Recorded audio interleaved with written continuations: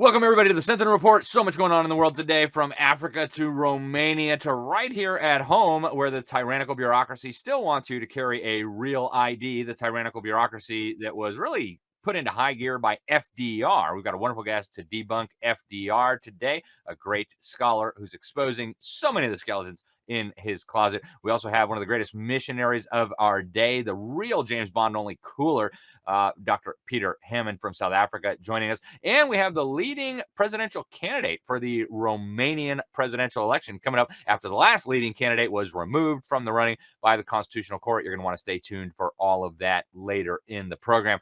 Now, we'll start like we do every day with a word from the Word before we get to the news. This comes out of Isaiah chapter 46, verses 9 and 10. The Bible reads, "Remember the former things of old, for I am God, and there is no other.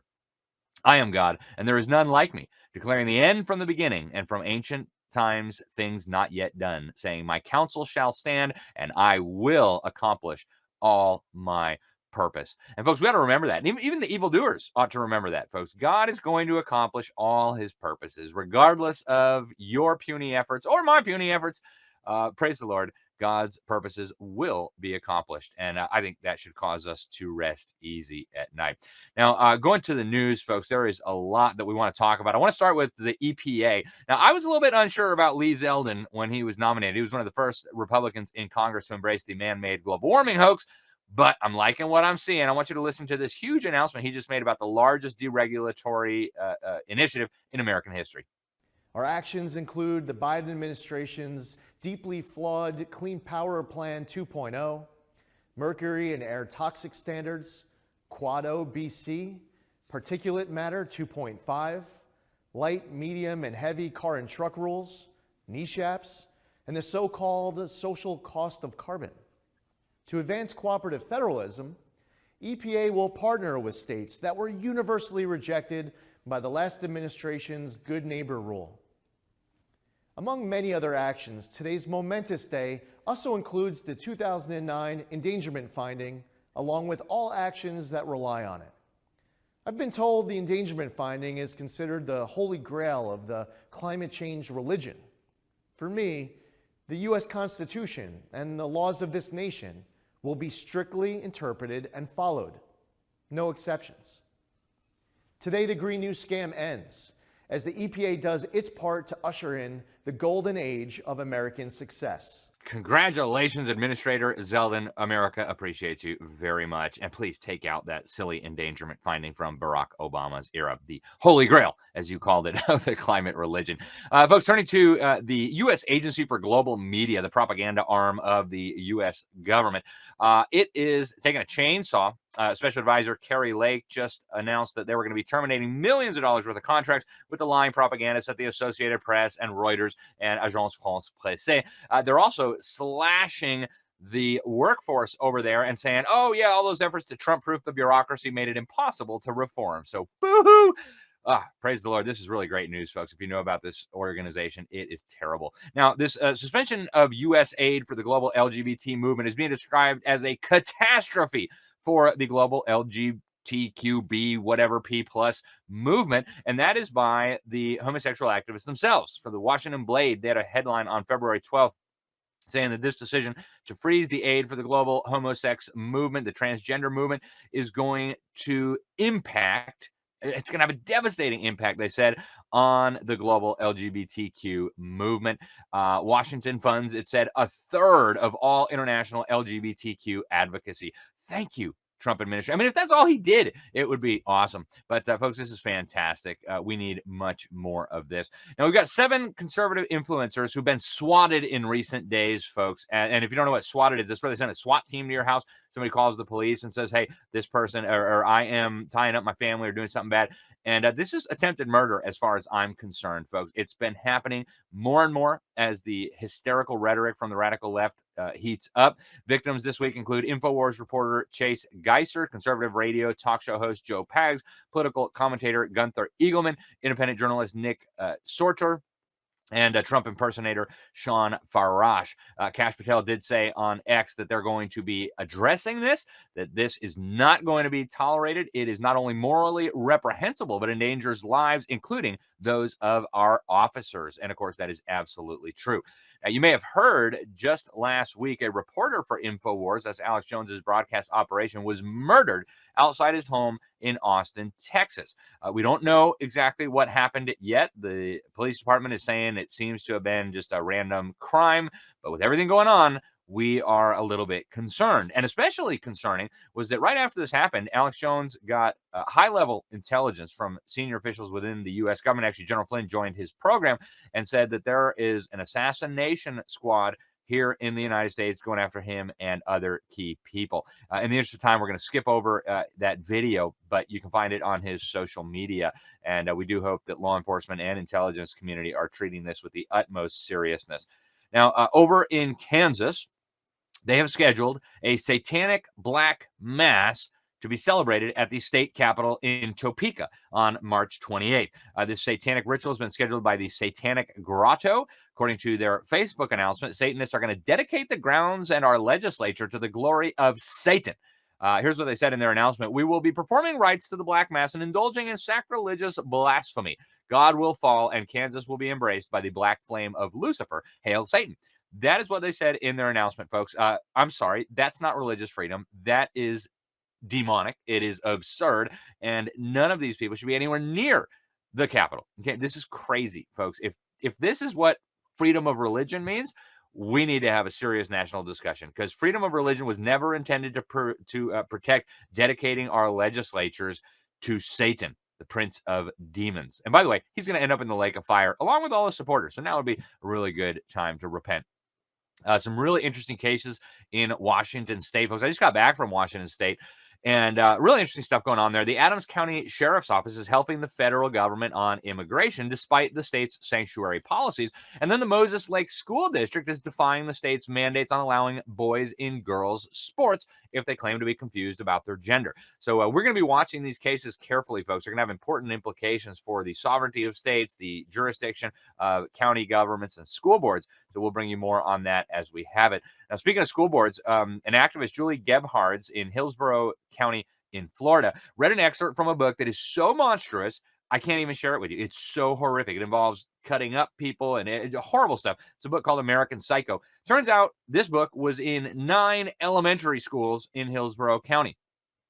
Unbelievable. I can't even play the clip of her reading this to the school board because it is so unbelievably outrageous, folks. But my guess is this is probably in your community as well. These people are sick. They shouldn't be anywhere near children. In fact, they ought to be arrested. Now, we do have legislation introduced here in Florida in both houses, the House and the Senate, that would restore sound money in our state. Our friends over at jbs.org have an easy form for you to contact there. Get over there. If you live in Florida, the bills are SB 132, HB 999. And this is a great piece of legislation. It would recognize gold and silver as legal tender within the state of Florida. And folks, that would be an excellent move back toward real money. Turning over to Oregon, we got a member of the state's health authority producing best practices and policies in mental health. And this member of the Oregon Health Authority identifies as a turtle during a state panel meeting. His name is J.D. Holt. And he uses pronouns they, them, and turtle. I wish I was kidding, but I'm not. This is how bonkers this is all becoming, folks. This individual says, hello, it's JD. I use they, them, and turtle for my pronouns. And it turns out, according to a website that lists the different genders, it's called Gender Wiki, turtle gender, sometimes called tortoise gender, is a xenogender identity in which one feels a gendered connection to turtles. Frankly, folks, if we're talking about mental health, or maybe spiritual health, I think this is the kind of guy that ought to be getting some help, not setting state policy. We also have a massive Islamic city growing up in Texas. In Texas, folks, I want to show you a little clip of what they are doing as we speak.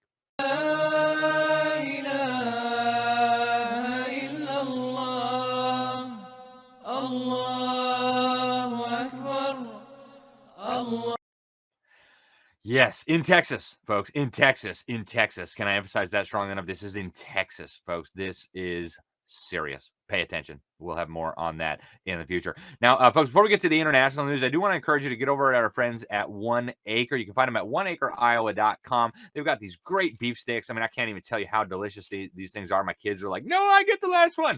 They're really great. They've got different flavors, spicy bee, lion's mane. They got original. And you can use the promo code Newman for a 10% discount. So get over to 1 Acre Iowa, folks. Produced with regenerative farming from a local family farm. It's really, really great stuff. Now, turning over to international news, folks. This sounds like the Babylon Bee, but it's not. The government of Saudi Arabia now chairs the UN's top women's rights body until March 21st. So, yeah, I wish I were kidding. I'm not. It's the UN Commission on the Status of Women, and the regime in Saudi Arabia will lead the charge. Yeah, it's like, let's put the local arsonist in charge of the fire department. What could go wrong? I mean, you guys know me. I'm not a feminist by any stretch of the term, but really, Saudi Arabia? All right, it's just truly crazy, folks. Speaking of the United Abominations, they now have captured the former president of the Philippines, Rodrigo Duterte. He is now being held in The Hague for being put on trial, air quotes, in the International Criminal Court. And, I actually wrote an article about this guy a few years ago. He came on my radar because he had said the UN was a joke and that the Philippines ought to get out of it. And, folks, I want to ask you, if they can take the former president of the Philippines, they're now going after the prime minister of Israel, Benjamin Netanyahu. What is to stop them from grabbing President Trump? What's to stop them from grabbing you? Okay. We have not ratified the Rome Statute that created this abomination, but neither have the Israelis. And the UN ICC court is acting like it has universal jurisdiction over every person on the planet. Folks, this should be very concerning to anyone with a brain. Now, we've also got a UN judge just convicted last week of trafficking a young slave into the UK and forcing her to work, exploiting her and abusing her. These are the UN judges. By the way, before becoming a UN judge, she was a human rights fellow at Columbia University. I wish I were kidding, but I'm not. Then we got an AI robot attacking a crowd at a Chinese festival. Weird. Check this out.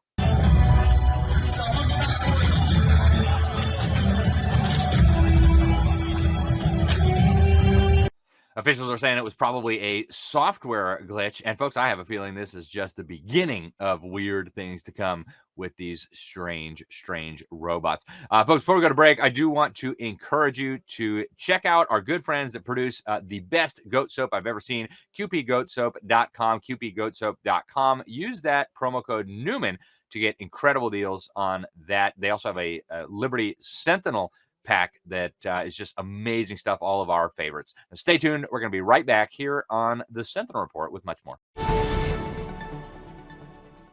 I hear every day about the products you all wish MyPillow carried. Well, guess what? We probably do. Slippers, bathrobes, pet beds, blankets, mattresses, sleepwear, loungewear, duvets, comforters, pot holders, aprons, oven mitts, and so much more. And they're all on sale. For example, get our best-selling standard MyPillows for only $14.98. Body pillows, $29.98. 6-piece bath towels or kitchen towel sets, just $29.98. Multi-use MyPillow 2.0s with pillowcase, $9.98. Save $40 on our Spring Percale and Giza Dream bedsheet sets. Any size, any color, and so much more. So go to MyPillow.com or call the number on your screen. Use your promo code to save up to 80% on all MyPillow products. And I've never done this before. When you spend $100 or more, you're going to get 2 standard MyPillows absolutely free.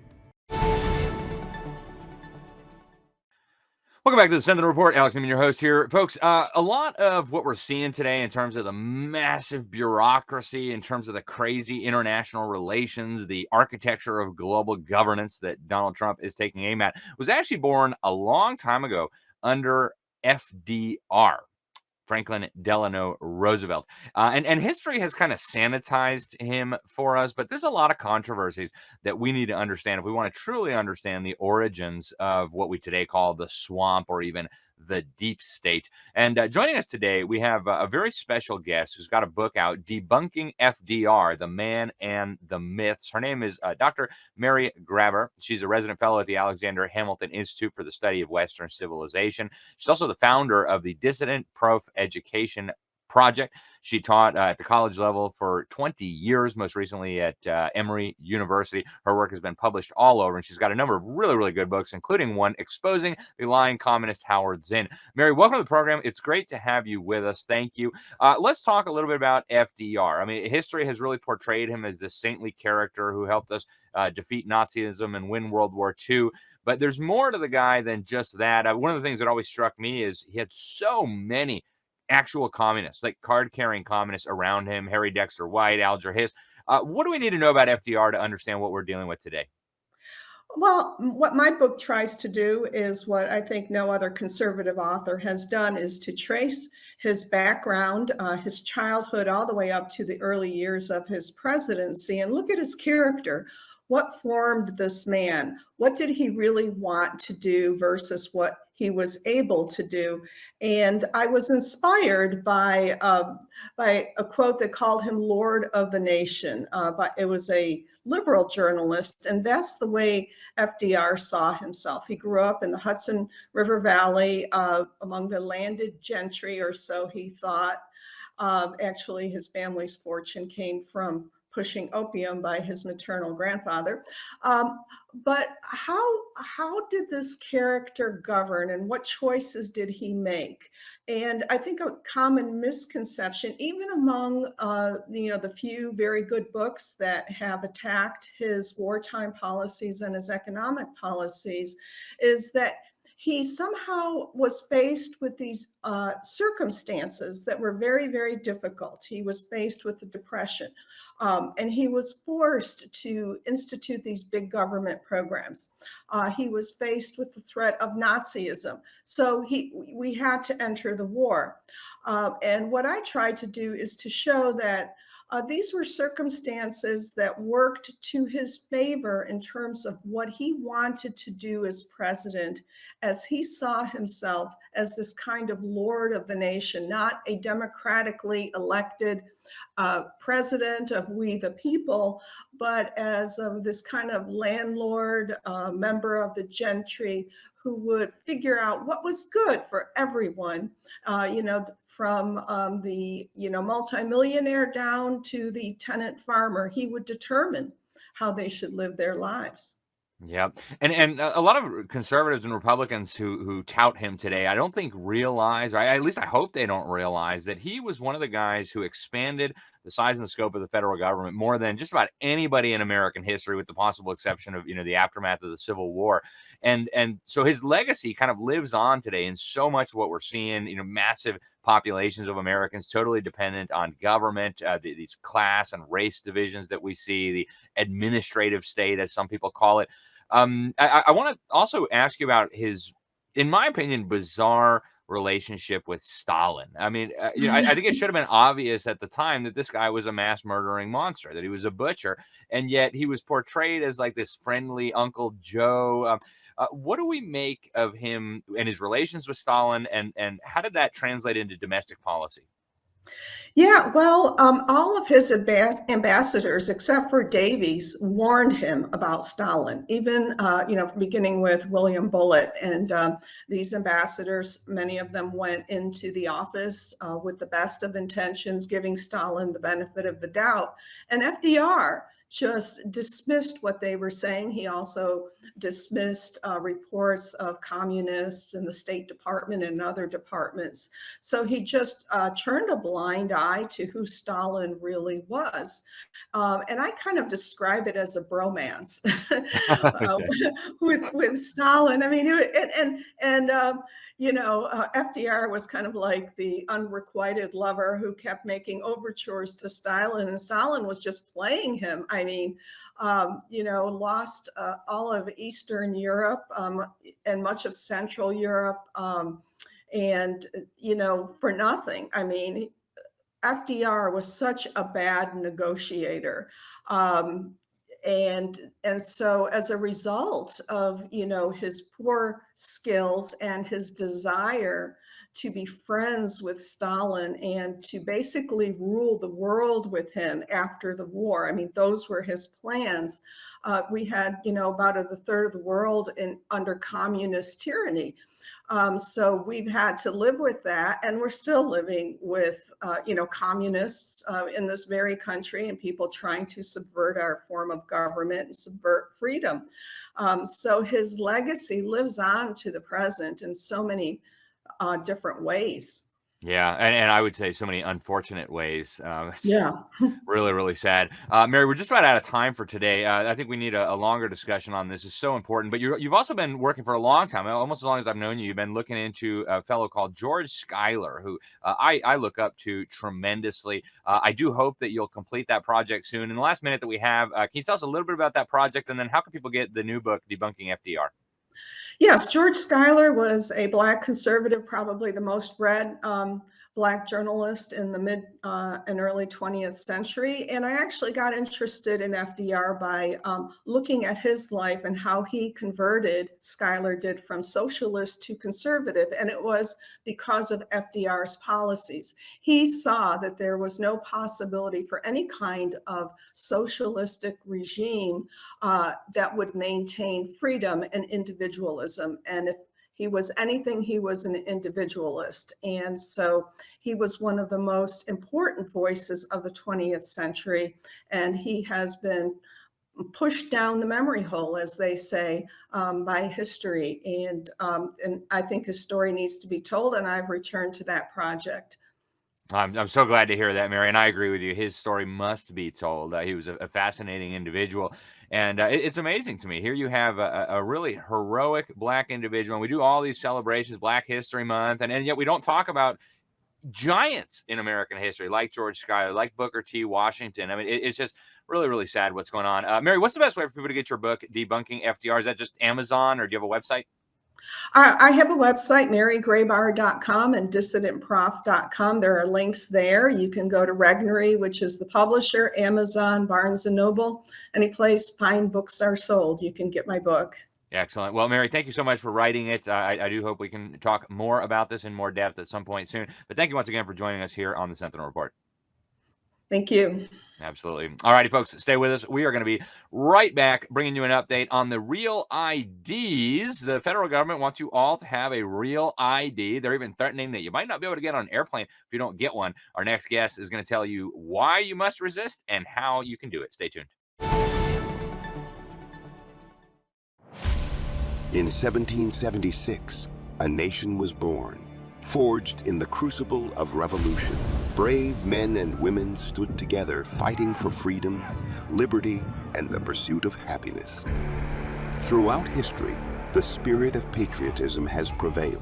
The battles may have changed, but the values remain the same. Today, in 2024, we find ourselves at a pivotal moment where the call for unity, freedom, and a better future echoes louder than ever. Introducing Patriot Mobile, the wireless carrier that stands with you. We are committed to supporting the values that make our nation great.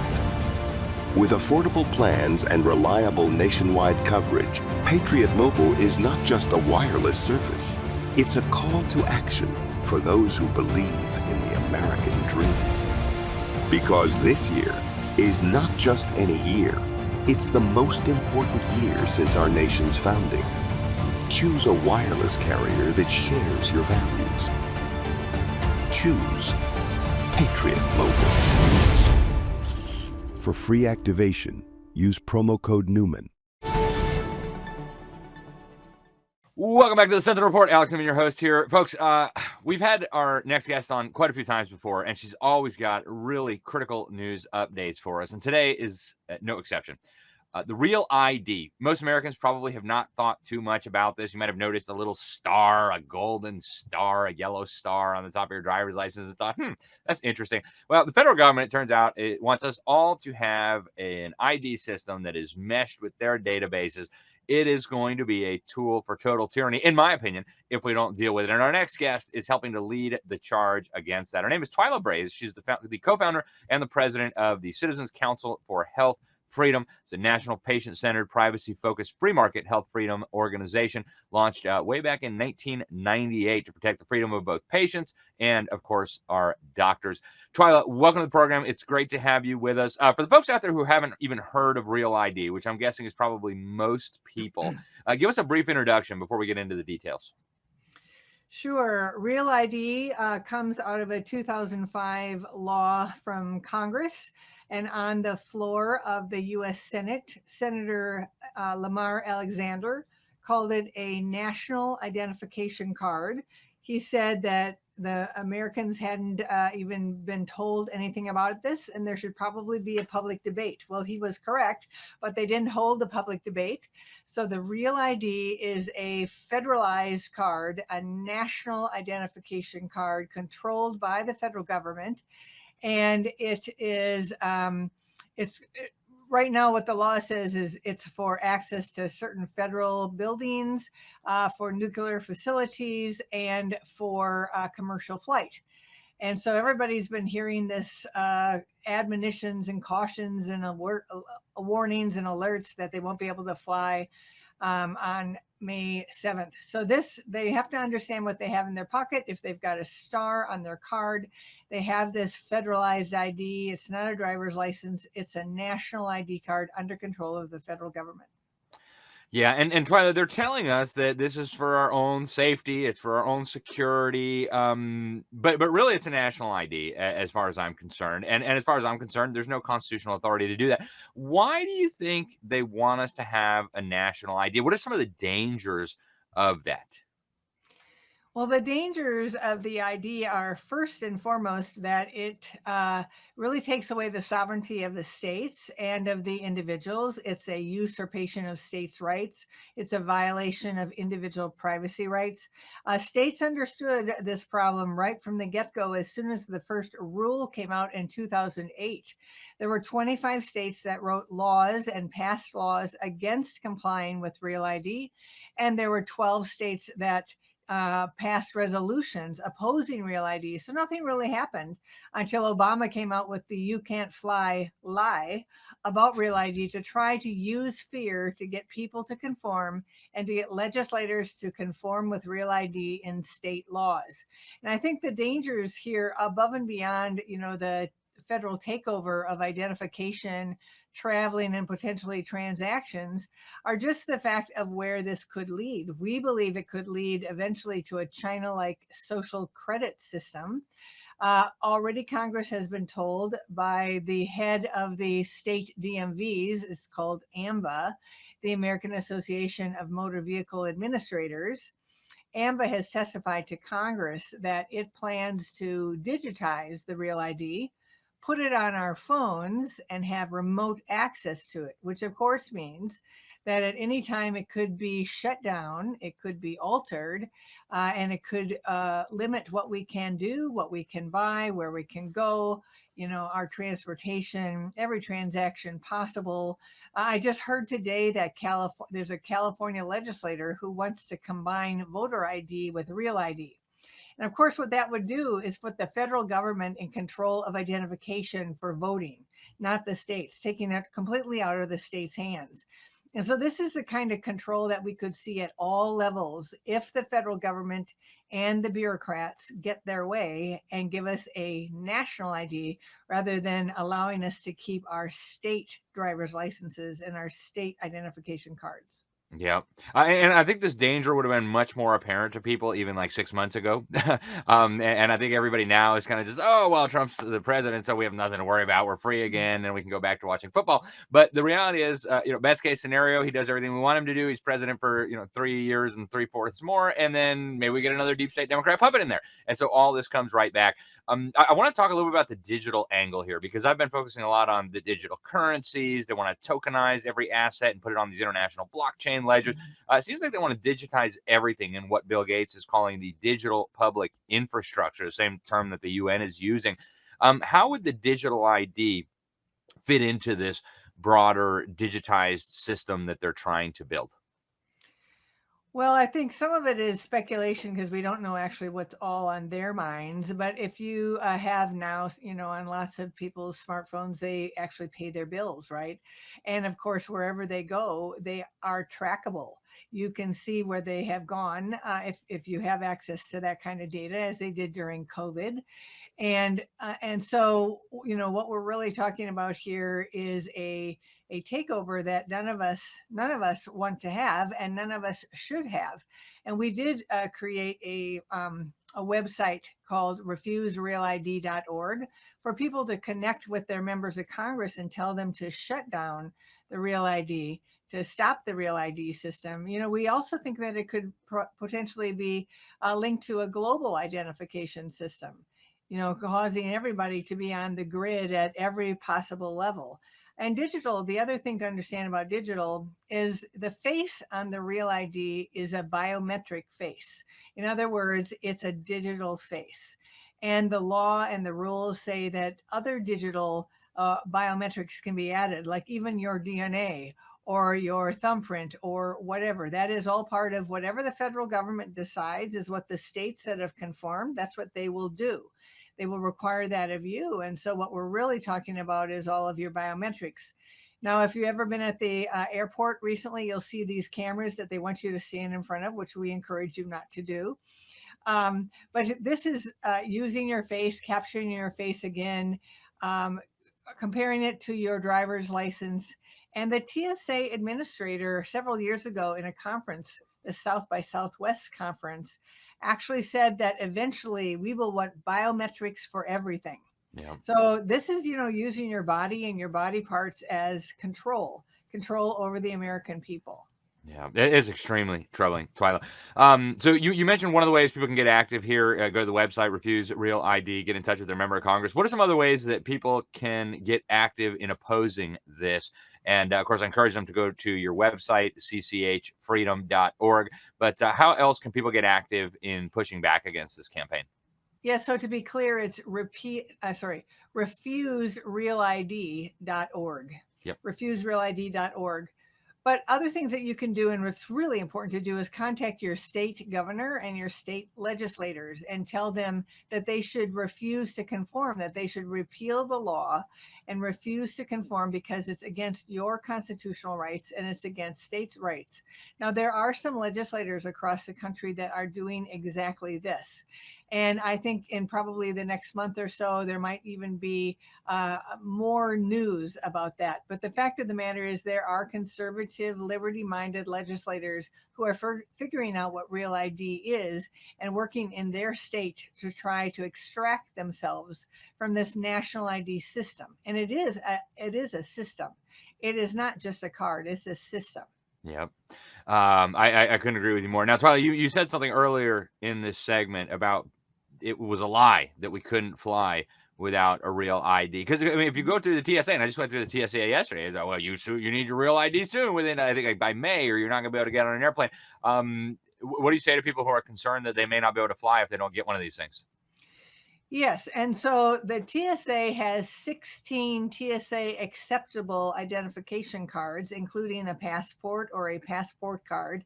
And in addition to that, if you have ever lost your ID or had it stolen from you when you were, somewhere else, you found out that you can get on an airplane because you simply have to submit to some questions and you have to submit to a search. And that's something in Gilmore versus Gonzalez, a court ruling that the judges said to this person who didn't want to show an ID to get on board an airplane. They said he could have simply submitted to a search.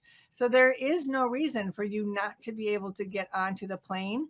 And the other thing to understand is May 7th is the beginning of a 2-year period of progressive enforcement, which we don't exactly know what that means. The TSA has suggested to airlines or to airports that they do a 3 strikes and you're out. But even a 3 strikes and you're out will let you go through the whole search, questioning, procedural business. At least one would assume so, because there's no requirement anywhere in law that you have a real ID to fly, except have any ID to fly except for this Real ID law, which is unconstitutional because it's a federal takeover.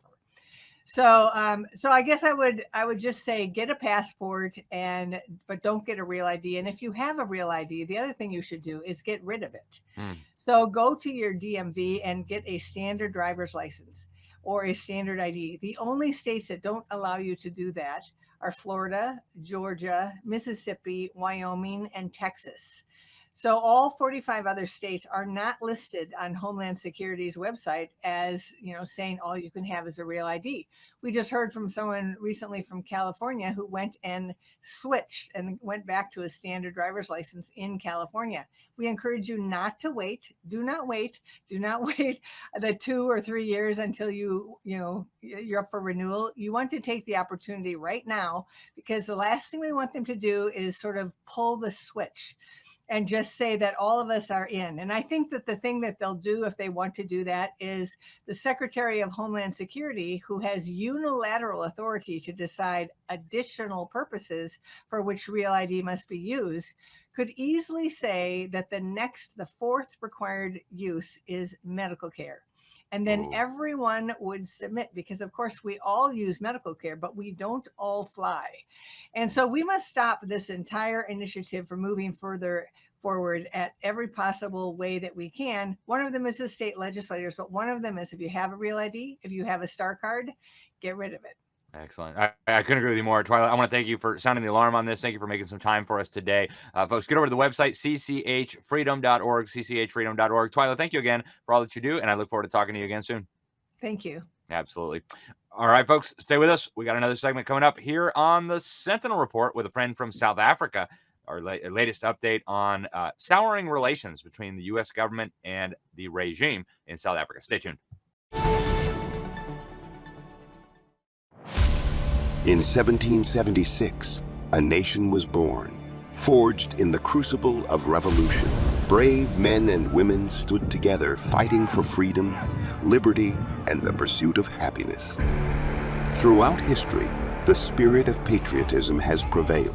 The battles may have changed, but the values remain the same. Today, in 2024, we find ourselves at a pivotal moment where the call for unity, freedom, and a better future echoes louder than ever. Introducing Patriot Mobile, the wireless carrier that stands with you. We are committed to supporting the values that make our nation great. With affordable plans and reliable nationwide coverage, Patriot Mobile is not just a wireless service. It's a call to action for those who believe in the American dream. Because this year is not just any year, it's the most important year since our nation's founding. Choose a wireless carrier that shares your values. Choose Patriot Mobile. For free activation, use promo code Newman. Welcome back to the Sentinel Report. Folks, you may have noticed that relations between the United States and South Africa are getting chilly. Donald Trump has been calling out the racist laws. He's been calling out the persecution of Afrikaner farmers, of the Boers down there. He's been calling out the South Africans for dragging Israel to the International Criminal Court on genocide charges. And, of course, their cozy relationship with Iran and Communist China and a whole bunch of others.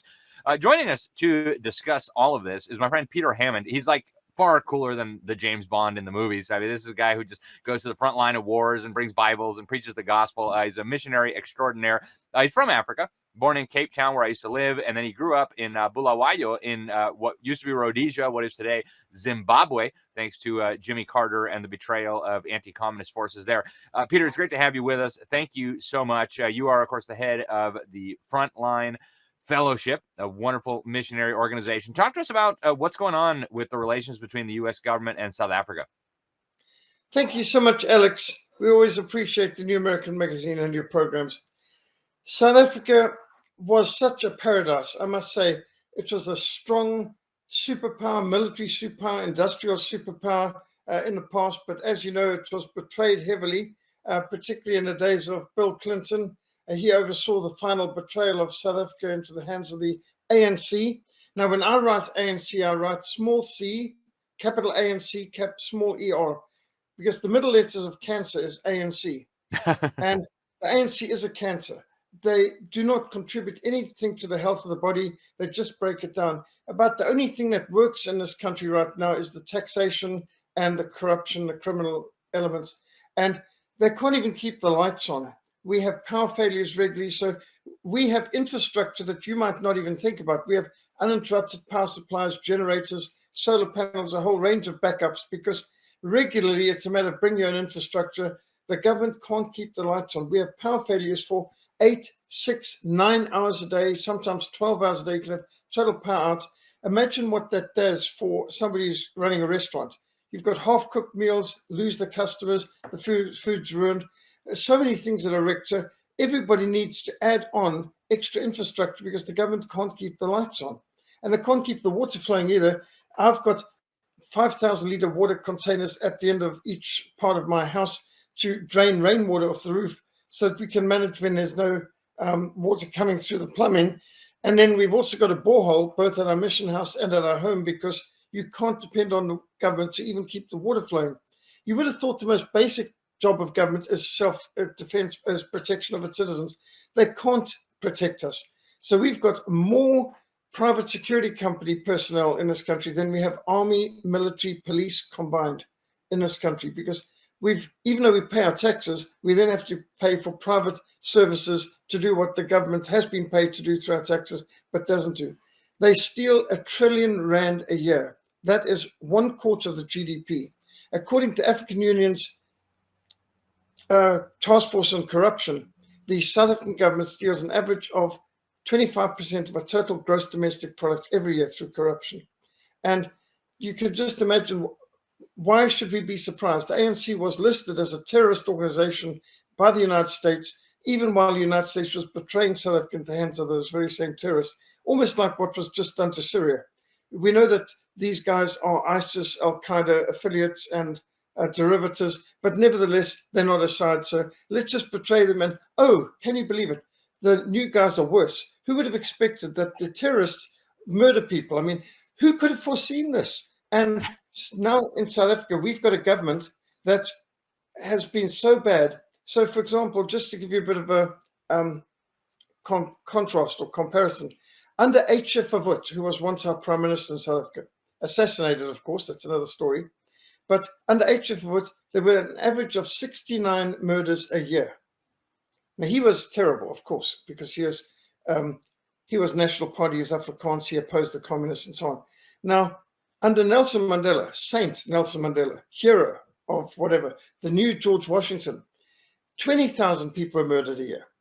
Now, what did Nelson Mandela do to contribute to this? Well, he just kind of sacked all the top experienced generals in the army and the police, and he destroyed the civil service, he abolished the death penalty, and he opened the prisons to celebrate his birthday and let over 100,000 criminals, including violent criminals and murderers, out on the streets. And you'd never guess it, Alex, they were murdering people within a week of being let out of prison. Who knew that the prison service didn't actually reform these people? There was recidivism, I think they like to call it. So the African National Congress has been a failure on every level. Now, what do you do when you're a communist government and you fail to produce what you promised? You know, bread, jobs, peace, homes, everything like this, jobs, and then the exact opposite. Well, you blame a scapegoat. Who's the scapegoat to blame? The minority, the white minority, who were once, when I was born, Cape Town, 1960, whites were 1/3 of the population. Now we're 8% of the population. I'm one of the minority of Cape Townians who was actually born here. Most of the people living in our country now are what you'd call illegal aliens or immigrants. They've come in, they've flooded, and right now we're a minority in our own country. The country we were born in, other people now outnumber us, and I think that's what open borders does for you. And the ANC's maintained an open borders policy, and you can see the results. Squatter camps, not just lots of littering and squalor, but vast amounts of crime and violence. But since Mandela became president in 1994, the South African rand has gone from 2 rand to the dollar. And by the way, I remember 1970s when it was $2 for 1 rand. But because of sanctions, wars, terrorism, and so on, we went down to 2 rand to the dollar. Well, Mandela brought it up to 10 rand to the dollar, and, or should I say down to, and now under our President Ramaphosa, it's down to more like 20 rand to the dollar. So our money has been imploded, and Not only that, taxes have skyrocketed, prices, of course, have gone through the roof. And 4,000 white farmers and their family members were murdered since 1994. Now, the present president, Cyril Ramaphosa, the one who's insulting your president and sent over a race-baiting political lowlife Marxist as ambassador to America, and real troublemaker. I know this Russell. I've actually crossed swords with him before too. He tried to threaten me with a lawsuit at one point, but that's another story. So under Ramaphosa, his first day in office, his first speech was, "We're going to institute expropriation without compensation." Called stealing, applause, right? In simple terms. standing ovations, applause, the most thunderous applause of his speech, expropriation without compensation. Now he's outraged that somebody's been betraying us. I don't know if you've heard, but even someone like Ernest Roots and the leaders of AfriForum and Solidarity who've gone to America to explain what's going on here, they've been charged with treason. They've actually been charged with treason for testifying in America about what the government in South Africa is doing. I didn't know that could be treason. We have interviewed Ernest Roots, and it's absolutely amazing. Peter, we're just about out of time in this segment. We're going to have to get you back for a longer segment. We've got about a minute left. Tell the folks how they can learn more about your incredible ministry. I know, politics is not really what you do. It's more focused on the gospel, discipling Africa. Tell the folks how they can learn more about your excellent work. And you've also got a bunch of books and a wonderful website. Thank you. Yes. They can visit www.frontlinemissionsa.org, Frontline Mission SA, short for South Africa.org. You can see we're a mission to the persecuted church.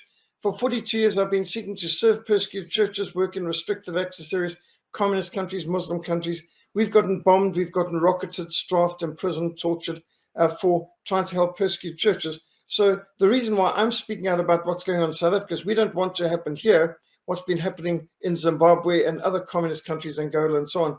And yes, we've got a government that literally sings songs like "Kill the Boer, kill the farmer, bring me my machine gun," and "Shoot to kill, ba ba ba ba ba, shoot to kill the Boer, kill the farmer." And I'm talking about tens of thousands of people wearing red shirts and red berets, dancing a zombie dance, singing "Kill the Boer, kill the farmer, shoot to kill," and being led by this Member of Parliament, Julius Malema, of the EFF, which we say stands for Everything for Free Party.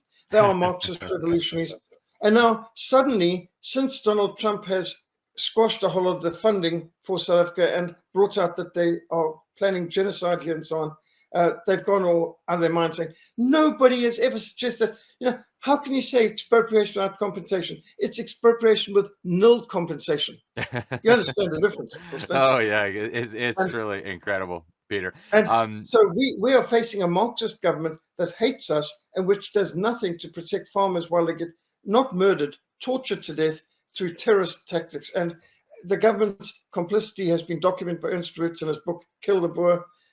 I've been fighting these people for years, and we've been warning this is the kind of thing that happens. I see a pattern. The way that they betrayed Rhodesia into the hands of Zimbabwe, Syria into the hands of these ISIS, Al-Qaeda thugs, and what they're trying to do in South Africa. That here we were, a country that used to export food, and now we are needing to import food, and we've got a government that wants to close down the farms that are productive right now. Yeah, it is truly a disaster. And as a former resident of South Africa, it breaks my heart, but I'm glad to see that it's finally getting attention. Peter, thank you for what you do. We really appreciate it. We're going to have to get you back for a longer segment. You just are involved in so many important things in terms of spreading the gospel, expanding the kingdom. And so we thank you, sir, for all that you do. Thank you for joining us today, and I look forward to talking to you soon. Thank you, Alex. God bless America. God bless you. Thank you, sir. All righty, folks. Stay with us. We've got the front runner for the presidential election in Romania coming on in just a moment. The last front runner was detained by the regime and now disqualified. And so George Simion, our good friend here, is going to be taking his place. He is now the front runner, according to the fake media. We'll see. He expects they'll come after him, and he joins us in just a moment right here on the Sentinel Report. Are you worried about spike proteins and how they may impact your health? Are you looking for help? The Wellness Company has an answer in the form of our clean, pure, all-natural spike formula developed by experts like Dr. Peter McCullough. The wellness company's spike formula includes the incredible nattokinase, dandelion root, black sativa extract, green tea, and Irish sea moss. Even better, the spike formula by the wellness company is vegan, gluten-free, and made right here in the US, so you know that you can trust and rely on it if you're concerned about spike proteins. Buying American-made, natural ingredients of this quality separately will cost you over $100. Our spike formula is only $65.99. Get Spike Formula today by going to twc.health. Sentinel Report users use the code Newman at checkout for an additional discount. Go to twc.health, promo code Newman, and get peace of mind if you are concerned about spike protein. Welcome back to the Sentinel Report. Alex Newman here. Folks, what's going on in Romania is absolutely huge. I mean, it's earth-shattering. Even the fake media is noticing, which is unusual. Essentially, the nation's constitutional court has decided that the frontrunner for the presidential election cannot run in the presidential election.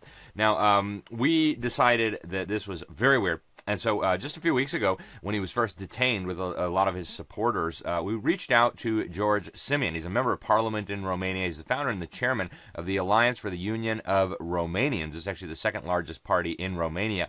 And George Simion is now considered the front runner in this election, even by the fake media. He's also the vice president of the European Conservatives and Reformists. And when Georgescu was removed from the running, George Simion decided he would throw his hat in the ring, and he has now pulled ahead of all the other candidates. So he joins us now. George Simion, thank you very much for being with us.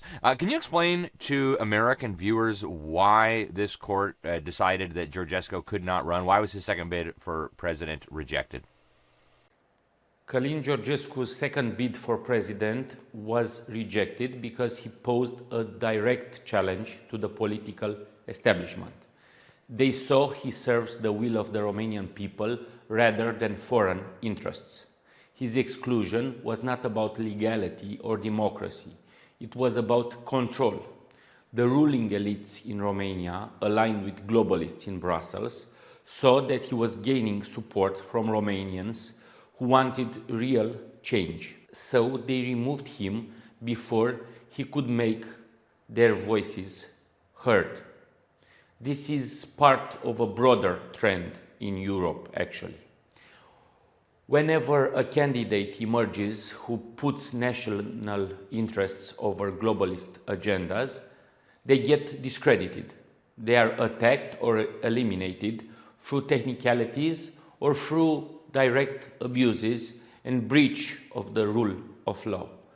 It is no coincidence that nationalists and the leaders, political conservatives, patriots across the West face similar tactics. In Romania, this is happening under the pretext, the false pretext, of protecting democracy. True democracy means letting the people decide, not bureaucrats behind closed doors, not deep state. Fascinating. Yeah, it sure sounds like what we have seen in the United States and in other parts of the Western world as well. It's very, very troubling. So I've got to ask you, George, this NATO base that is being built in Romania, do you think that plays into this election? Are globalist forces trying to make Romania a gateway to starting a broader war with the Russians, with the regime of Vladimir Putin? Well, actually, Romania's strategic position in Eastern Europe makes it a key player in regional security. However, we must ensure that our role in NATO serves the interests of Romanian people first and foremost. NATO is an important alliance for Romania's security, but we cannot allow our country to be used as a pawn in geopolitical conflicts. Romanians do not want to be dragged into unnecessary wars. The NATO base being built in Romania must be, therefore, about defense, because NATO is a defensive alliance, not escalation. We support cooperation with our allies, but we demand respect for our sovereignty. The Romanian people deserve a clear strategy that protects our national interests and enhances their security and prosperity. Not one that follows orders without question from globalists in Washington and Brussels. Yeah, thank you for that, George. And you sound like a lot of the other candidates we've seen across the Western world who have been ruthlessly persecuted. Whether we're talking about Donald Trump, whether we're talking about Georgescu, whether we're talking about Jair Bolsonaro, we're seeing similar things all over the place. And so I got to ask you, George, why are you running considering these circumstances? And do you think you are going to be targeted like Georgescu was? I am running because Romania needs leadership that puts its own people first, while maintaining strong but balanced relationships with allies. I fully expect to face the same persecution as Georgescu, if not worse. The establishment will do everything in its power to prevent someone like me, who refuses to be a puppet, from gaining influence. We are already seeing media attacks, legal threats, and efforts to discredit our movement. But on the good side, the Romanian people are waking up. They see our country has been treated as a second-tier member of the European Union. This is not just about one election. This is about whether Romania can govern itself or whether it must always bow to external pressures. It is expected to follow directives rather than have a say in its own future. This must change. My campaign is not about separatism or breaking ties with our allies. It is about strengthening Romania's position in those alliances, ensuring that we are equal partners who have sovereignty and decision-making. Excellent, George. Thank you very much. And so, it sounds like what is happening all over, and I appreciate your comments on that. But if you are elected, and it looks very possible that you will be, in fact, the media, as I said, is already calling you the front runner in this election, so we'll see what happens. But if you win, what steps do you plan to take on the globalist agenda, the one world order crowd? Well, if I am elected, my priority will be to change the decision-making power to Romania's people. I will fight for democracy. I will fight for the will of the people. And also I will fight to engage with our allies as equals, not as second-class citizens or slaves. Romania must take control of its own policies, whether economic, social, or military. We are and we will remain part of the EU, but we will fight for the same level of sovereignty that other countries like France and Germany enjoy. In terms of security, I will work to ensure that our role in NATO is clear and beneficial to Romania. Of course, we want a strong NATO led by the United States. We need peace throughout the European continent. We will support collective defense, but we will not be drawn into conflicts that do not align with our national interests. A strong Romania within NATO means a Romania that has its say in its defense strategy, not just a country that follows orders. Finally, I will take action to restore economic growth. We will reduce the red tape, bureaucracy in local and national administration. We need policies that encourage national development, support local business, and reduce dependence on external financial institutions that want to dictate our policies. This is not about isolation. It is about ensuring that Romanians have control over their own future. This election is about proving that sovereignty, democracy, and cooperation can coexist. We reject both globalist overreach and authoritarian interference, whether from Brussels, Washington, bureaucratic elites, or Moscow.